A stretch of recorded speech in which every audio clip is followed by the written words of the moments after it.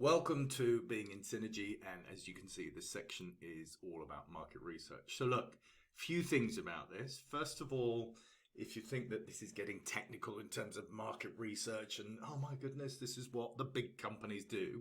Actually, what's really interesting, this again brings this model to light in terms of how simple and effective in the lifestyle industry things are, is that, yeah, this is exactly what companies do, big companies do, is that what they look for is to identify the people that they are marketing to, the people who potentially are going to be their customers.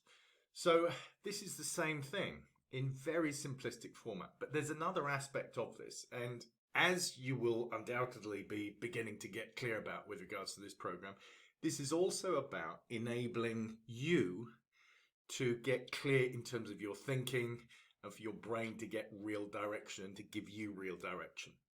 So there are a few things to really kind of think about. One is that actually this is your perspective. It's not necessarily how things are, because at the end of the day, how much do we actually know about people, given that we live in a world where a lot of the time people will put their best foot forward, they will give you an impression as to how things are, whereas behind the scenes, things aren't necessarily that way. So again, what this is about is that this is about just beginning to give your brain reasons, indications as to how to commence having conversations, engaging with people, connecting with people, so that it helps you get into that pool. So talking of which, this process is about filling the pool. So as you'll have seen in the previous module, in terms of what you need all the time is that you need to keep your pool topped up. You need to have at least 100 people in the pool. And the idea is that it's not that these are people that are going to buy now. It's not that these are people who are necessarily even going to respond now. The point is that the pool is your community. The pool is your membership. And you're going to have people, as you'll have seen this in the previous video, who are at different stages. You're going to have some people, and they'll always be in the minority, who are ready and motivated and want to and will say yes to what you're offering, whether that be your product or whether that be your business. You'll also have people that are going to say no, and you'll also have people that are going to say no, not yet. And so this is just where you keep filtering the pool. And so those people that are going no, not ever, then leave the pool, and the others stay in there. And some of those who say no, not yet, some, not all, will also reach a point where for whatever reason, their motivation shifts and they're ready to then say yes. And by the way, that reason could well be that they just haven't heard your message enough times for them to actually take it in. So understand that in terms of all information, this isn't just marketing, all information. If you think about when you stopped and learned something. So for me, I always go back to French, and I remember how many times I needed to say the words enough time that it began to sink in. That's a very simplistic way of saying this is why people need to see information, hear information, and really begin to actually understand information multiple times. So it could well be that it's as simple as that. So let's just take a look-see as to where you go with this. And again, always understand that this is for you so that you just get a sorting process going. And this is about your perspective on people. So here you go, right? So this form is again in your download. So you'll be able to download this for your reference and for you to fill in. And by the way, if you prefer doing this on the computer, then you can see how easy this is to set up. So left column is name, and then going all the way through work, financial, health, fulfilled, etc. These are different categories. So let me explain the thinking behind it. I'm sure it's obvious, but again, here's the point of this process. So even just by me taking you through this, guess what? Your brain is going to go, and it's going to set off certain things. Set off certain triggers so you start thinking about a certain way. So in terms of work, The work section is, for instance, is somebody at work, but also, are they enjoying their work? Do they want a different kind of work? Are they frustrated by their work? Is it a good experience? Is it a bad experience? So that you get a real kind of sense with regards to that. Financial kind of speaks for itself. Are you aware that people either financially just a little bit concerned? If they're a bit anxious, are they actually not earning enough? Are things a bit tight? Are they people that actually want more? Have they got different plans? And again, these different items will begin to reveal that. Health speaks for itself. Are people into health? Do people have health issues, health concerns? In terms of corona, obviously right now, are people looking to boost their immune system? Maybe they're concerned about it. Maybe they're impacted about it. And so therefore boosting their immune system rather than all this conversation going on about masks and vaccines or whatever is something that you can do proactively. Are they fulfilled? Are these people who, when they talk about their work, when they talk about their life, when they talk about their circumstances, are they fulfilled or not? And if you imagine this person in terms of their potential, in terms of who you know them to be, and you imagine them fulfilled, then what would that look like? Because that's a great conversation to have with people that you know. Do they have ambition? Again, this is very key. You're looking for people who have some kind of ambition. People have different ambition for different things, mind you. But if you've got somebody that is consistently demonstrating that they're ambitious, and they're also, then the next column, as you can see, is frustrated, then when you tie those two in, again, that's a really good observation to come up with somebody in a conversation. Do they have family? Do they want a family? Do they actually want to move away from family? In terms of, again, can you see how financially it may well be that not having the appropriate level of finance either prohibits them from going to where they want to be or from moving away from something? What about travel? Are these people that love to travel? And again, right now, the time of this recording, we've got restrictions coming on. But you know what? Here's the really exciting thing. And again, this comes back to finance as well, is that whilst there may well be limitations in terms of doing things like travel, then this gives a massive opportunity to start to save, to actually be able to, for instance, again with financial, pay off debts. People who are massively restricted by things like credit card debt, for instance. Imagine how life would be for them if they had no credit card. If that's you, imagine how life would be for you with no credit card debt. What would that free up? There's also shopping. Do you know that people who love to go shopping, enjoy shopping, whatever that might be for? Now, you might be thinking that's a bit of a strange thing, but actually shopping is a thing. From that perspective, some people just love to go shopping, love to spend money, love to enjoy themselves. And yeah, I get it. There are times when that can be a hugely pleasurable experience. What about hobbies? So hobbies that people would like to do. Again, that's a really interesting conversation to have with people that you know. What are your hobbies? If you know that they have hobbies, then ask them why. What is it about their hobby that they enjoy?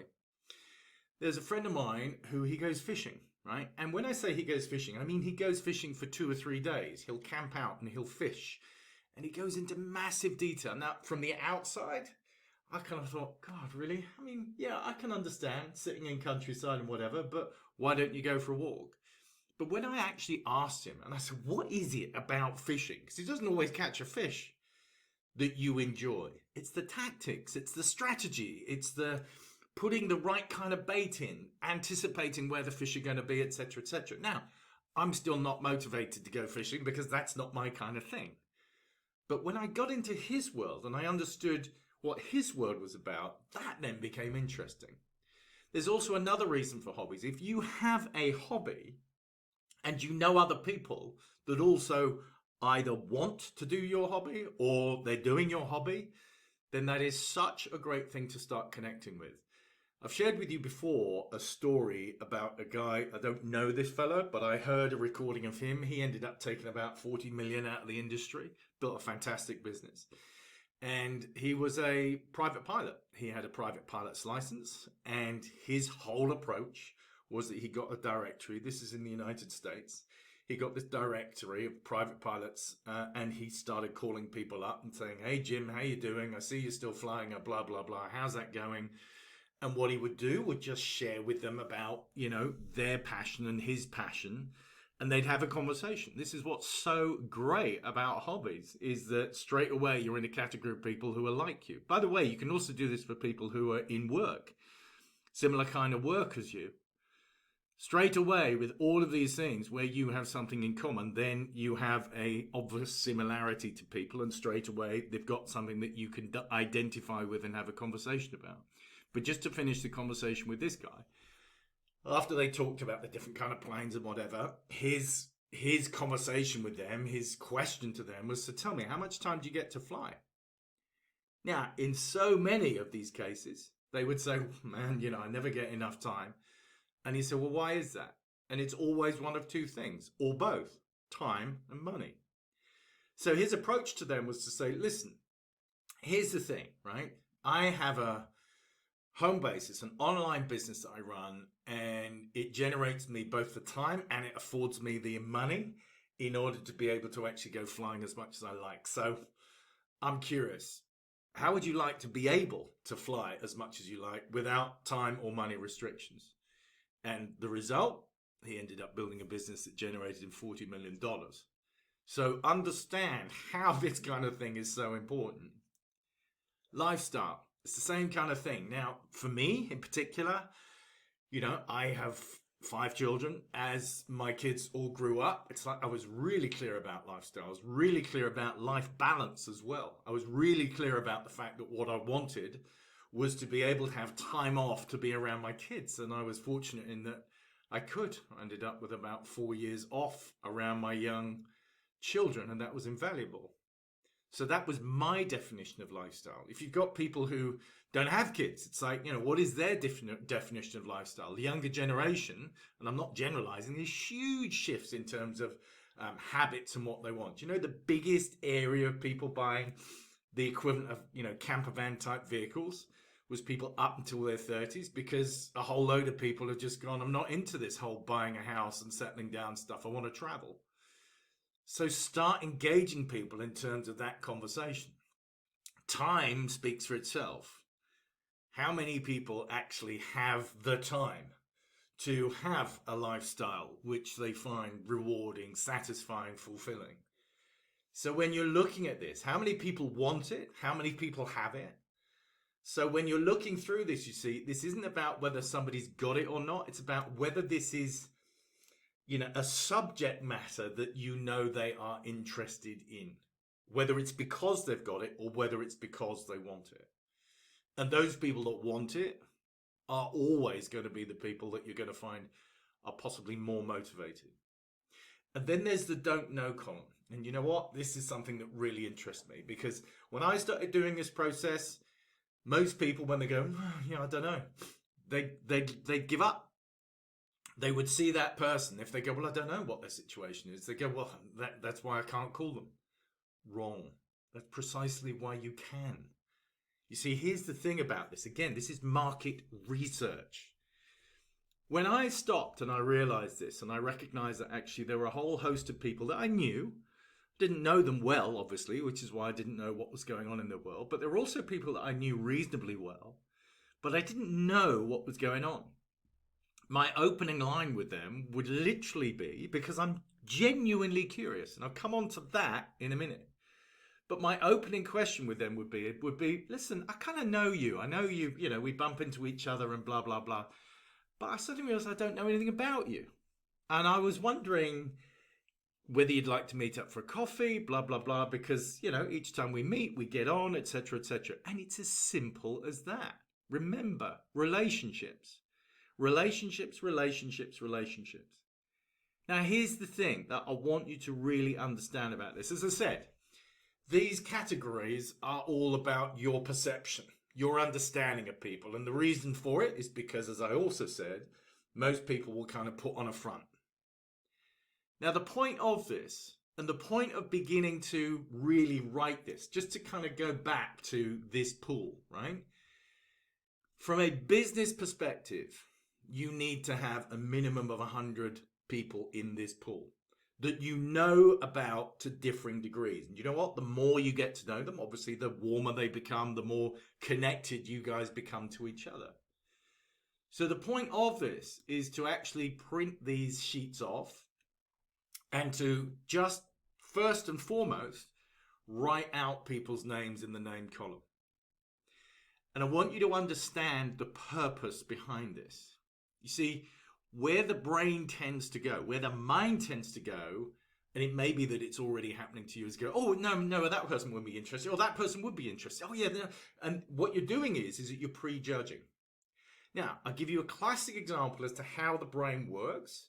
When I took somebody through this process a while back, she worked in a hotel. She worked at the leisure center within a hotel.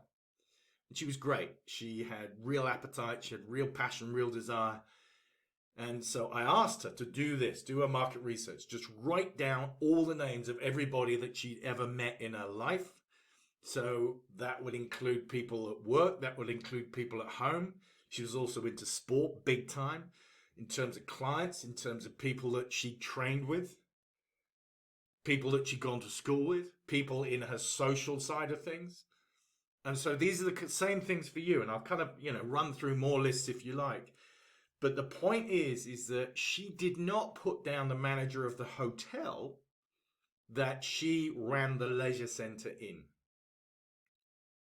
And I looked at her list and I went, that's interesting. The manager of the hotel isn't here. Why not? She said, I don't like him. There's no way I want him in my business. But what was also interesting was, as a result, she then hadn't got the people in reception. She hadn't got the people who actually work in the dining room. She hadn't got the waiters, the waitresses. She didn't have the people that go in and do all the cleaning, etc., people that come with deliveries. And as a consequence, what happens, the brain shut down. It goes, no, just says no to all of that. And so therefore, these people weren't listed. And as a result, when she then realized that, she put on an extra 57 names. Now, when you think about the fact that what I'm saying is that with regards to the pool, you need to have 100 names constantly fresh, right? So when you have people that are going, no, definitely not ever, then they need to get out of the pool. So you need to consistently top that up. Now, when suddenly you have an extra 47, 57, 67 people, that really adds to your pool. So the point of this list is simply to write a list. The point of this list is not right now to judge, to come to any conclusions at all. And the other thing is that I want you to also really get, that this is about your perception. So understand that as well. On the surface, you may be spot on. But underneath, it may be that there's a very, very different story. So for instance, you might be looking at some people and go, well, financially, these guys, it's like, there's no way that they want to join this business. You don't know that. Because here's the thing. It may be that they're massively frustrated. It may be that they are majorly unfulfilled. It may be that they've got to this point and they're just busting a gut because they want to really kind of step up because they're ambitious. It may be that they want to get divorced and they can't because they don't have the financial means to actually go through that. Sad though that is, that often is a very good reason for people doing a business so they can move on in time.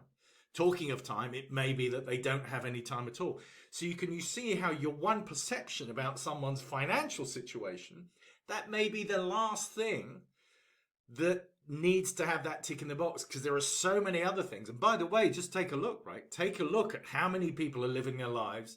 They're working and working and working and working and working, and they're having to commit all the hours to this project because the company demands it of them.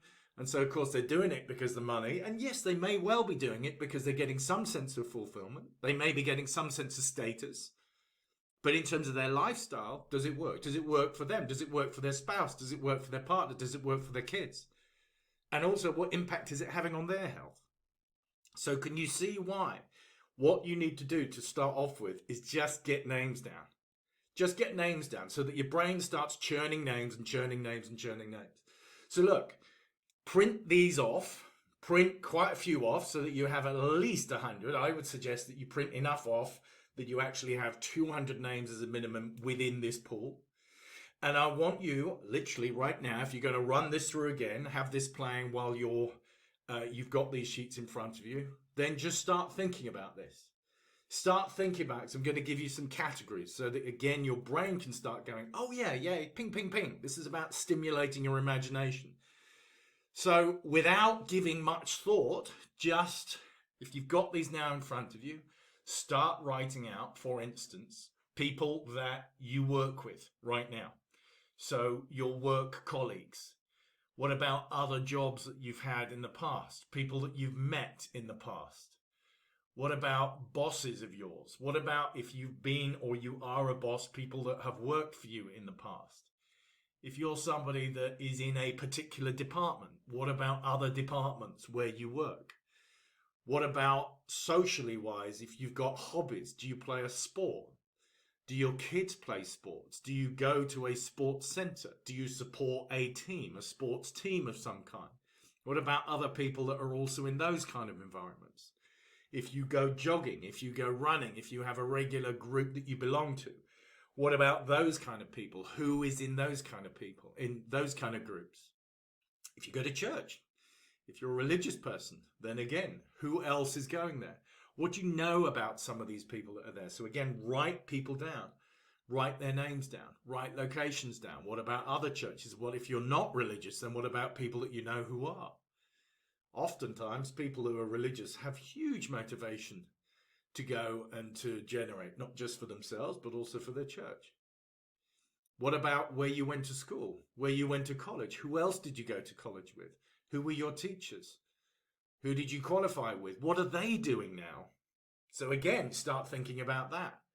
In terms of other people that you worked alongside with, in terms of whether, again, it's in terms of people that you regard as being ambitious.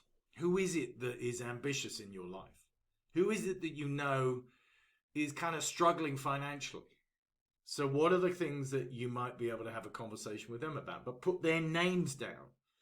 Who is it that you always know has got massive ambition, massive potential, but for whatever reason they're not living into it? What about people that you've been on holiday with? What about people that you've met on holiday? What about people that you know who love going on holiday and traveling? What about those? What about people who have got families? 1 kid, 2 kids? What about people who have remarried or they've got a new partner and now they've got 2 families living together? You know, in terms of time, who do you know that is stressed? Who do you know that never has enough time? Who do you know that's constantly rushing around? If it's people with kids, who do you know that is just, hurtling up at the school gates, dropping their kids off and flying off again? What about your friends? Who are your closest friends? Who are their closest friends? When you again start thinking with regards to this, who did you go to school with? So straight away, just with these different categories, then you've got something going on. With regards to hobbies, what hobby do you have? What hobby did you have? Who else had those hobbies? What hobbies would you love to have? As you start imagining in terms of your ideal lifestyle, where are the kind of places that you want to live? Who are the kind of people that live there? Who are the kind of people that sell, if it's a particular kind of house, sell those kind of houses? Who have you bought a house from? Who do you know that sells houses? When you go into social media, again, how many people in social media do you know about? You see, when you start really looking at this and you start engaging people in conversations, do you see how you can start having these conversations with people in social media? How many people do you have on your social media page? How many friends do you have? As you know, what I suggest strongly is that people use Facebook. You can have 5,000 friends in Facebook. Could you imagine having these kind of conversations with people in Facebook? Those people that come into your pool, you're starting to have conversations with and that you can engage in. These are so many different topics that you can have. Can you see how actually enrolling people in this process is so easy? Here's something for you to also really get. It is far, far easier for you to be interested in somebody else than it is to make them interested in you. So now can you see why all of these questions, all of these conversations are so simple? You can do an easier one, right? In terms of you can do, okay, who do I know whose first name begins with A? Whose first name begins with B, etc., etc. What about their last name that begins with A or B? And by the way, go through the whole alphabet. Don't just stop at A or B. Sorry, I shouldn't mess. So with regards to this is about stimulating your mind. This is about beginning to really kind of access this. And folks, There is absolutely every reason for you to do this on a continual basis. And can you see how easy it is? When we look at social media, I'm the same. I kind of go, whoa, I don't know anything about these people. So we're a bit like a rabbit in a headlight. And also there's this thing about, oh my God, it's like, am I being nosy? And this is where I really, really want you to get the ultimate attitude behind this. So look, folks, you are going to build, and you are building, a successful business, right?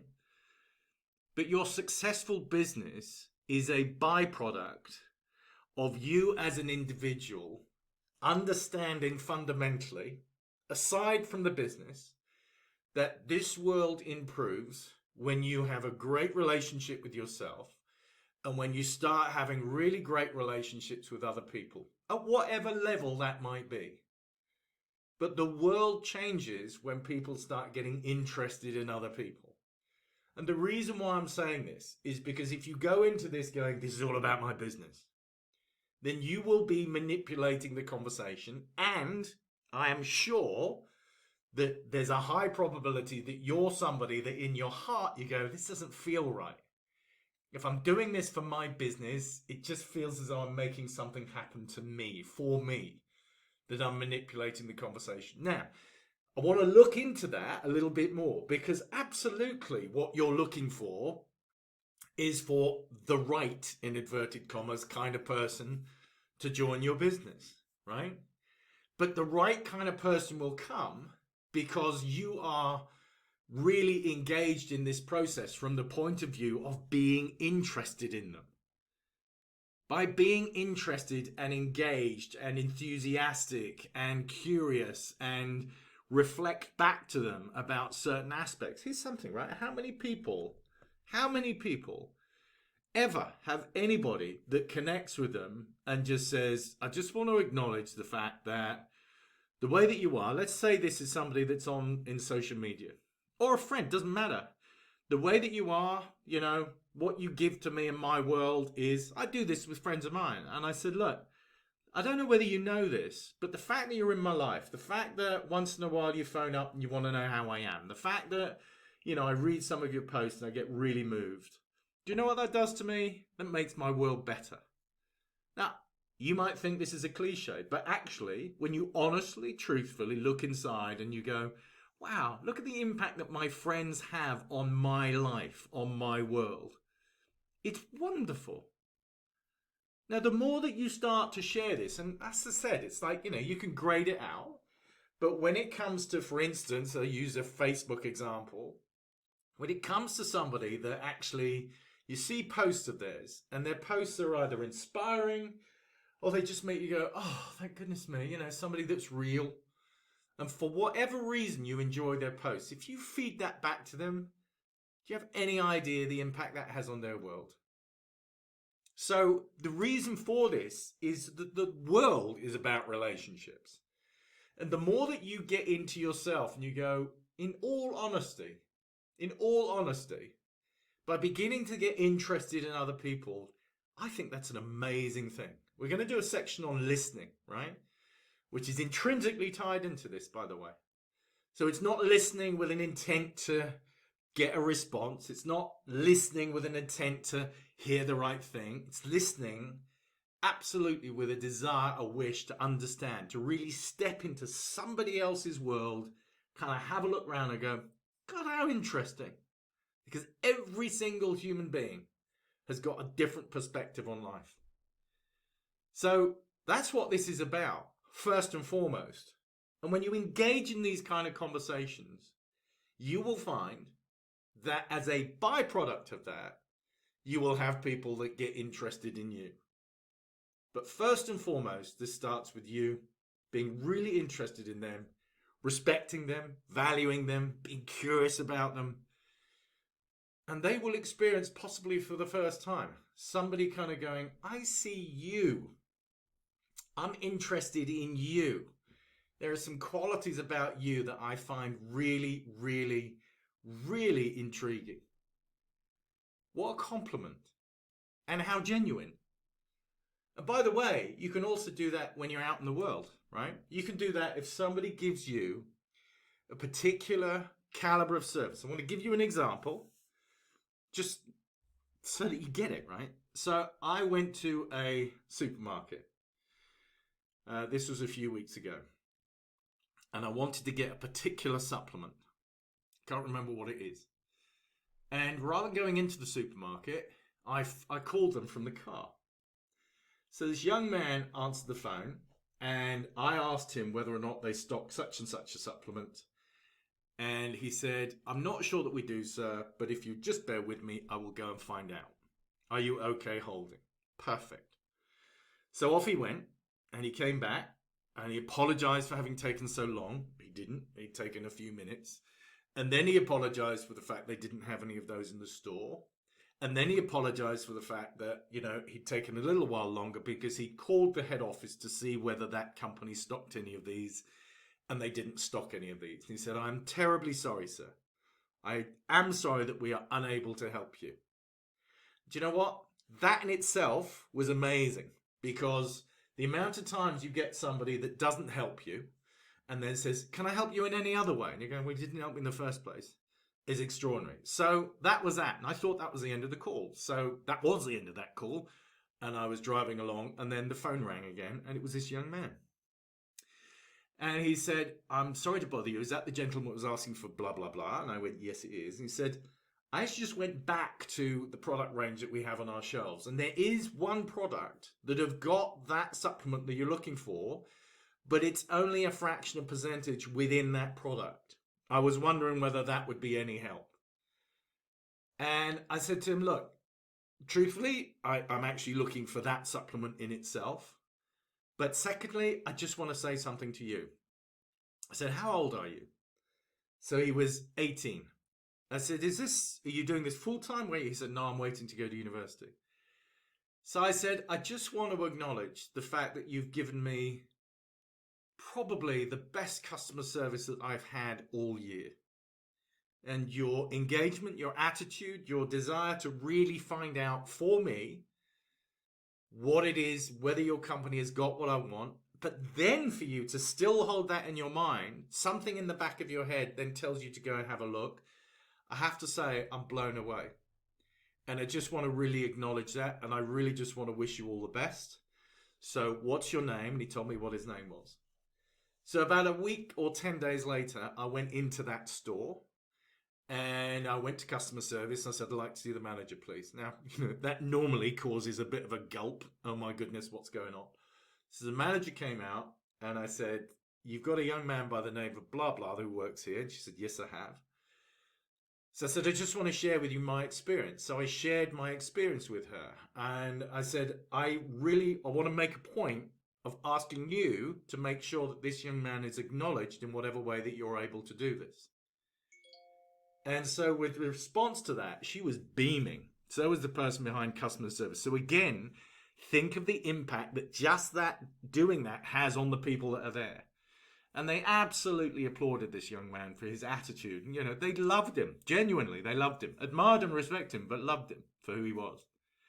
And so she said, well, we do have this in-house situation where you can do X, Y, and Z. And so and you can email these people and blah, blah. So I then called the company up at head office, and I got into, talk to the person that was responsible for that. I said, I'm going to send you an email, but I wanted to have this conversation with you personally because I want it absolutely clear that this guy has it on his CV, that you guys make a point of acknowledging his customer care, his customer service, etc., etc. Because I want him to have that on record so that benefits him. Now, and this guy again started beaming and was really pleased and grateful and delighted, and of course we will, etc., etc. So in the process of one simple thing that happened, I was then in direct communication with 4 different people. And then that guy had the impact that he had. And I don't know because I wasn't there. But I can imagine, that this guy was absolutely brimming with pride, and he added something to his life. And my hope is that it added something in terms of his confidence in himself, that at that young age, he then just, it just gives him that little bit, of encouragement and that step forward in life to make more possible, because he's got that kind of support and acknowledgement from somebody that he never even met. So when you start doing this, you know, it's like I want you to start adding that into your way of being. I'll give you another different example. I went to a coffee shop. I had a client of mine, and I went to this coffee store. It was busy, busy, busy, and the woman at the till was just amazing. Absolutely amazing. So I called up head office, and again, I said, you got this woman, you know, and by the way, so I had a conversation with her, right? I went there a couple of times, and she was a single parent. She had a daughter, etc., etc., etc. And I called up the head office, and guess what? So I had a client of mine that was kind of around the corner. And there was one time when I was working with, you know, my clients in this particular office, and I could see 3 members of the coffee shop came along with trays of coffees and cookies and all this kind of stuff, and she was at the head of it. And she came in and she said, I knew it was you, wasn't it? Right? I hadn't told her. And I was just beaming. So she came in, and suddenly it's like, you know, we all had these coffees and blah, blah, blah, and cookies, etc., etc. So you can imagine what impact that had on business, but also what the impact that had on her, had on me, had on the store, had on her colleagues who were also carrying these trays of things. So why am I talking about this? Because as I said, if you start getting interested, you start engaging, you don't just compliment people for the sake of it, you really acknowledge who they are, and you also acknowledge it to their work people, the impact that has on their lives, and a broader impact. And yes, this is my fantasy in terms of how things are in the world. Can you see how, just as a way of being, that makes a whole difference? And then can you also see how you can then have conversations with people about, so what are you doing? So this woman who was a single parent, the young guy that was going to university, you see, it gives you an into, so how's life? And then what you have to offer may or may not slot into that. So that's what this is about.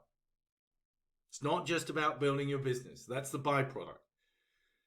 This is about at the heart of it, at your heart. And by the way, as soon as you start doing this, I can tell you, you feel like $1,000,000. You start enjoying life. You start really, you know, going, God, this is amazing, because you feel so good. So your relationship with yourself changes, because you are then somebody that is actually putting out into the world, and you receive back rather than waiting to receive, which is what most people do. So I urge you, really get into this, really enjoy it, love it, get curious about it. Think about that this is about giving and giving and giving and generating and generating and generating, out of which you will have some people who will be in your pool, who will love being in the pool. And then you'll have some people that will go, yes. And then they move on, and your business grows as a byproduct of having an incredible outlook on the world. So get into this, make this a regular routine habit, and I promise you, you will find yourself gobsmacked as to how much you love this, because it's all about people. That's it. Have fun. See you.